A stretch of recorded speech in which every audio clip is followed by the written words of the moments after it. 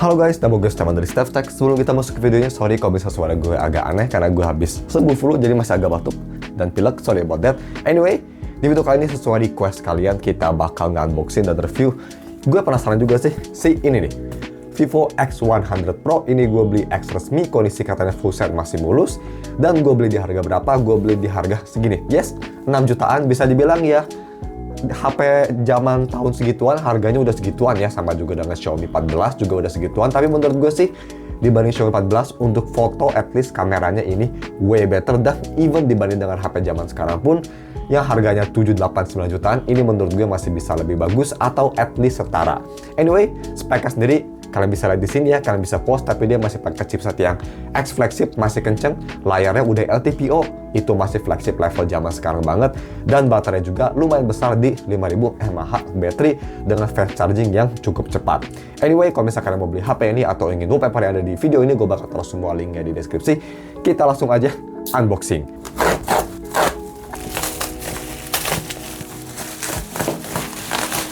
Oke, ini dia si box HP Vivo X100.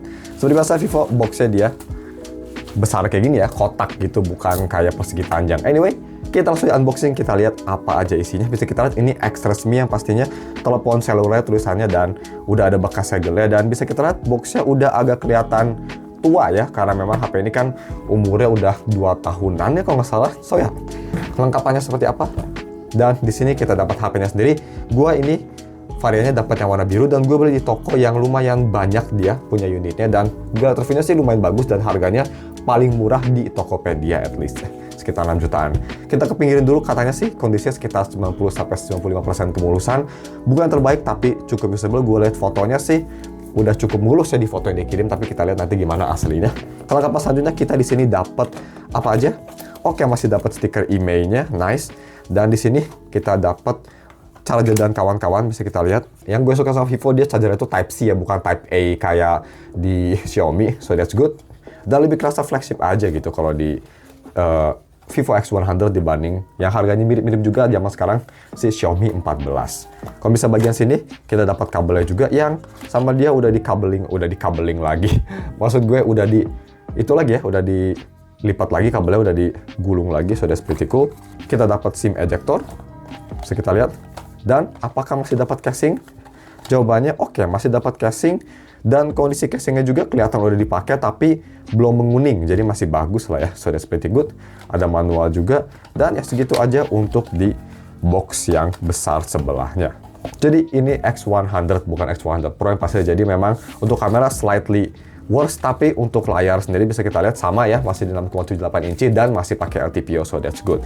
Kita langsung aja lihat bagaimana nih untuk kemulusannya. Itu gue penasaran karena ini gue biasanya beli itu di individual user, tapi untuk kali ini gue beli di toko yang lumayan besar, lumayan banyak ngejual unit si Vivo X100 Pro. Tapi yang bikin agak spesial toko itu yang gue lihat tuh, dia itu tetap X dari user ya, jadi dia tuh unitnya tuh ganti-ganti gitu, nggak langsung ngejual banyak. Ini juga ngejual cuma tinggal 1 unit katanya, so kita lihat aja gimana untuk kondisinya. Ini di zaman Vivo masih pakai Edge ya, zaman-zaman Edge tuh masih populer untuk HP-HP Cina. Dan ini gue beli yang warna biru. Birunya jujur gue sih kurang suka ya birunya, tapi ya at least cukup oke. Dia ada kayak wave kayak gitu, lumayan keren jadinya, tapi birunya sih gue biasa aja. Gue sih lebih prefer hitam, tapi hitamnya lagi habis sayangnya. Kita cek dulu aja untuk kemulusan, habis itu kita lihat speknya ya untuk kamera. Kemulusan di belakang gue bisa bilang lumayan mulus, gue nggak ngelihat ada kayak scratch gitu si belakangnya, so that's good. Samping juga metal sampingnya surprisingly cukup mulus ya. Di ring kamera ada sedikit lecet, mungkin kelihatan di sini nih ring kameranya, nah situ tuh. Tapi masih sangat acceptable untuk umurnya. At least frame-nya sendiri gue lumayan impress, mulus banget, gak ada scratch sama sekali. Sedikit wear and tear di USB-C portnya, tapi it's okay. Dan untuk SIM sendiri banyak penasaran. Oh ya, ini varian 12256 ya guys. Jadi ya bukannya paling besar di zaman sekarang, tapi udah cukup lah menurut gue untuk harganya. SIM yang pastinya dual SIM ya, dan ini resmi, jadi kalian gak usah worry tentang email. Dan yang pastinya paling penting untuk layar depannya bagaimana kemulusannya, kita lap bentar. Dan oke, surprisingly layar depan ini mulus banget. Gue nggak tahu apakah dulu dia pakai screen protector terus sama si penjualnya dilepas biar kelihatan mulus, atau udah diganti layarnya. Kelihatannya sih nggak seperti itu ya, karena masih tight banget ini. Tapi overall layar juga ini mulus banget loh, nggak ada scratch sama sekali. Jadi untuk kondisi ini sih menurut gue lumayan oke. Dan kamera kita cepet aja. Ini kamera pakai Zeiss optik yang pastinya, dan ini masih menjadi primadona even setelah beberapa tahun kemudian. Di 6 jutaan ini menurut gue sih bakal jadi yang terbaik. Speknya bagaimana? Kalian bisa lihat aja, tapi dia pakai 50 megapiksel main kamera f1.4, lumayan besar tuh. 64 megapiksel periscope telefoto 3 kali optical zoom, nice. Dan juga punya 50 megapiksel ultra wide. Bisa nge-record 4K, sama juga dengan kamera depan bisa nge-record 4K dengan megapiksel di 32 megapiksel. Cuma untuk bukaan hanya di f2.0, wajar lah untuk HP dengan selfie kamera. Oke, seperti itu speknya. Gue mau nyalain dulu, dan seperti biasa kita bakal quick review, kita lihat bagaimana kualitas foto. Mungkin kita bakal sedikit review gamingnya gimana, bakal di-roll aja biar nggak ngabisin waktu karena ini quick review. Dan hal-hal lain seperti software seperti apa, apakah udah Origin OS, fingerprint, UI, dan kawan-kawan. I'll be back soon guys. Oke guys, udah gue setup HP-nya. Yang pertama seperti biasa kita tes bagaimana untuk si fingerprint. Fingerprint seperti biasa dia posisinya agak di bawah karena pakai optical fingerprint. Tapi kalian udah bilang katanya kayak gitu karena biar ada tempat buat baterai yang besar. Jadi ya gue nggak bakal komplain banyak lagi. It would have been nice kalau misalnya bisa di tengah, tapi ya it's okay lah. Gak mengganggu banget juga, cuma posisinya agak kurang enak. Tapi untuk scanning di optical fingerprintnya cukup bagus. Cukup cepat bisa kita lihat. Kalau misalnya kita mau coba tes scanning lagi. Gak secepat kayak HP sekarang, tapi dia akurat, dan tangan gue lagi kering sekalipun dia masih bisa nge-scan, so that's good. Masih kerasa modern. Dan pas gue dapat HP ini masih di Android 14 Vantage OS 14. Tapi udah gue update full langsung ke Origin OS 6. Dan kira-kira bagaimana sih untuk performance software? Tapi kita lihat dulu untuk si display sendiri. Untuk display sendiri kalau misalnya kita warnanya kita ke light mode dulu, ini gue nggak ngelihat ada masalah. Layar masih bagus, brightness juga ini bisa terang banget. Gue harus kecilin dikit karena ini full brightness lumayan terang guys, jadi kita kecilin dikit. Gak ada masalah untuk layar, dia pakai layar Edge. Bezelnya memang atas bawah, gak setipis kayak HP zaman sekarang, tapi masih kelihatan keren. Overall, Edge menurut gue masih kelihatan keren banget, cuma memang gak reliable karena susah nyari screen protector dan gampang rusak kalau misal jatuh, itu sih kelemahannya. Tapi layar sendiri bagus, dan kualitas layar sendiri gue suka, dia lebih ke arah vibrant, enak dilihat, nonton film bagus, low brightness bisa oke, high brightness juga bisa terang banget seperti kita lihat. Ya, ini masih bersaing lah dengan HP zaman sekarang flagship sekalipun. Tapi kita balik lagi ke softwarenya. Ini Origin OS 6 yang katanya dipromis dia punya performance yang kenceng, yang bagus. Walaupun ini HP udah sekitar 2 tahun, gimana Origin OS 6 di Vivo X100. Overall, yang pastinya jauh lebih better daripada Vantage dog shit ya. Ini benar-benar smooth banget, animasinya kerasa mulus. Gue bisa bilang animasinya gak se-smooth atau gak semulus kayak misal ColorOS ya, atau iOS, tapi ini udah kerasa enak.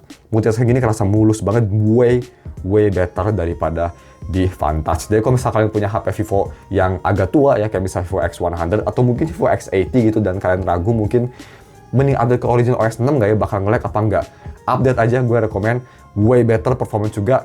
Upgrade ini bukan kayak iOS yang kalau misal upgrade iOS jadi makin nge-lag, ini mah makin better sih menurut gue. Jadi untuk day to day performance karena pakai dia Origin OS, first impression gue ini kerasa smooth banget. Tapi kalau dia pakai MediaTek Dimensity 9300 yang lumayan panas, kalau misal gue dipakai buat split up, multitasking atau gaming yang bukan game berat ya, kayak misal kayak Project Sekal gitu, dia bakal agak anget gitu pun. Dia ini HP agak cepet panas, dan panasnya juga bikin ganak di tangan. Nanti kita bakal bahas di full review-nya yang pastinya. Tapi overall, seperti itu untuk si UI-nya.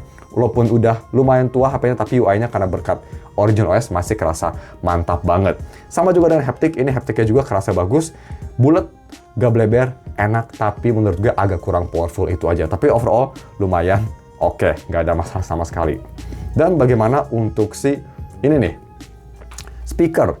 Speaker salah satu kelemahan BBK Group, dan speaker di sini gue bisa bilang agak sedikit bukan cempreng atau bukan somber ya. Dia suara tuh kayak kurang clear aja gitu, clarity-nya agak kurang, tapi yang bikin oke, dia bass-nya lumayan kerasa, jadi nggak kerasa cempreng dan lumayan enak lah. Gue bisa bilang sih, banyak yang bilang lebih suka speaker Oppo daripada Vivo. Kalau gue lebih prefer Vivo sih, karena walaupun memang lebih muffled dibanding Oppo yang lebih clear, tapi dia lebih kerasa bass-nya, jadi lebih nyaman untuk nonton konten yang banyak. Jadi ya kalau misalnya kita mau lihat video ini aja, atau janganlah, itu nggak ada orang ngomong ya. Apa ya kira-kira? Mentor Pilot aja deh. Nah,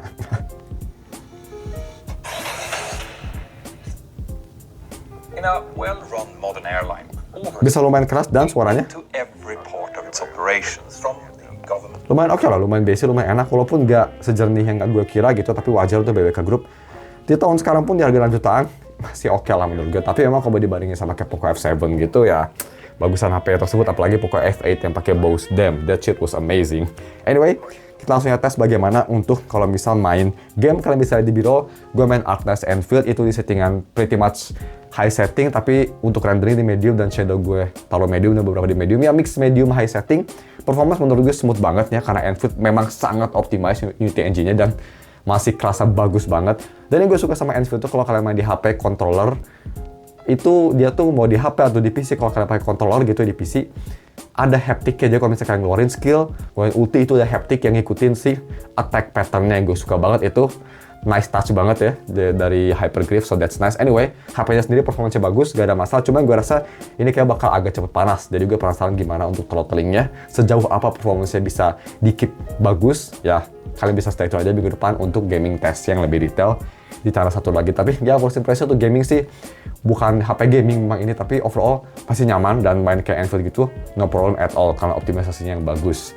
So bagaimana untuk si kamera quality, kita langsung cepet aja. Kamera yang pasti ini prima donna dari si Vivo X100 ini. Pakai Zeiss lens, walaupun memang gak sebagus yang Pro-nya, tapi X100 juga udah cukup bagus. So kita langsung tes beberapa foto ya. Jadi kita pertama foto seperti biasa. Nih si F1 pakai main kamera ultra wide, dan ini 3 times-nya seperti ini. 3 times-nya juga ada autofocus dan kalian bisa ke 10 times sekalipun kalau misal mau, dan masih bisa nge-retain detail yang cukup bagus seperti ini. Khas Vivo ya, warnanya high contrast, clear, jernih, cinematic, gue suka banget. Dan selfie-nya simple aja seperti ini. Selfie juga lumayan bagus, gue bisa bilang. So, bagaimana untuk si video recording? Bisa nge-record sampai 4K 60 mau itu kamera depan atau kamera belakang ya, nggak ada beda. Jadi kita langsung tes 1, 2, 3. Oke guys, ini dia video recording pakai Vivo X100 di 4K 60. Tapi kalau nggak di 4K 60 kayaknya bakal agak sedikit anget ya untuk HP-nya. Tapi nggak bakal mati sih kayaknya. Kalian bisa pause video juga. Dan untuk main kamera dia bisa sedekat apa? Ya nggak bisa deket banget, tapi it's okay karena dia bisa gonta-ganti lensa. Yap, nggak kayak di Xiaomi 14T Pro yang ini bisa ganti-ganti lensa. Cuma memang dia framingnya agak berbeda karena telefotonya penempatannya beda. Kalian bisa nilai gimana kualitas mikrofonnya juga, dan overall sih bukan yang terbaik ya. Gue bisa bilang X200 upgrade lebih besar. Di sini warnanya lebih ke arah flat, tapi overall cukup bagus, noise minim, dan lumayan oke sih menurut gue di harga jutaan. Lumayan amazing. Balik ke S25 Ultra. So, seperti itu untuk kualitas si main kameranya sendiri dan kamera lain-lainnya. Bagaimana menurut kalian? First impression sih menurut gue ini HP sekarang udah cuma 6 jutaan dan bisa jadi buat kalian yang lagi nyari HP 6 jutaan yang punya kamera sangat bagus, susah banget ya karena 6 jutaan sekarang mungkin Xiaomi 15T, tapi menurut gue ini lebih baik daripada 15T untuk masalah foto. Apalagi memang ini dulunya flagship, jadinya pastinya masih kerasa kayak flagship. Kelemahan first impression cuma dari heat manajemennya aja yang cepet banget kerasa panas. Tadi kita cuma buka video gitu aja lumayan anget, tapi ya semoga nggak seburuk yang kita kira. Follow up yang nanti kita bakal lihat minggu depan, apakah HP ini masih oke dibeli. Sekarang cuma segini aja, thank you for watching. Bagaimana menurut kalian? Jangan lupa dan subscribe, dan ketemu lagi minggu depan. Semoga suara gue udah normal lagi. Thank you and goodbye.